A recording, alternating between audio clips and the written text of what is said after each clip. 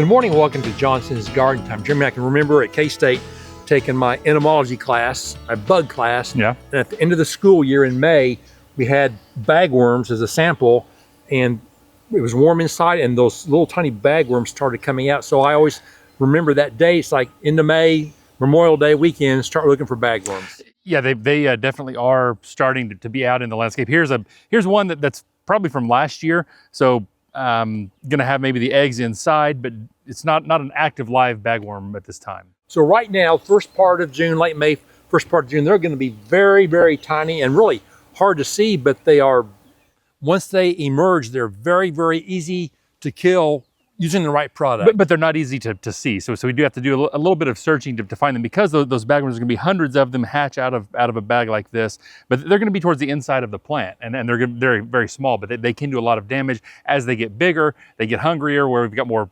foliage, and they start moving outwards, and that's where they do a lot of damage to our landscape. And that damage really can happen really pretty quick, because they are consuming so much of that evergreen or that whatever plant they're on.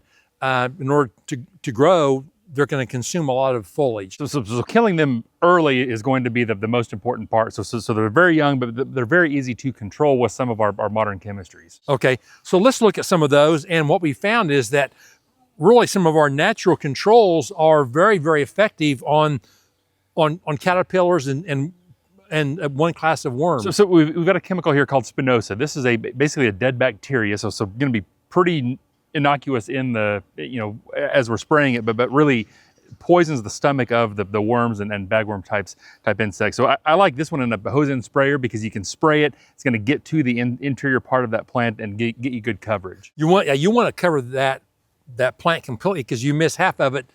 Half of it's going to be the bagworms are still going to be eating. That's right. So spray it now, and then in a couple weeks to get what you may have missed, or other ones that are continuing to hatch. Now, if you do have maybe just one small plant, and I guess when we talk about plants, usually they're evergreens, but they can get on other types of plants.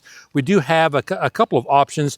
We have the BT, which is a similar or another natural organic chemistry, which works very, very well also. That's right. One other type of insects we start seeing in the caterpillar worm family are budworms a lot of times in petunias or geraniums. So if you've got a beautiful petunia here, but if you have that petunia that the plant looks kind of healthy, but there's no flowers on it, get looking. We will see budworms that get in there and start eating those buds.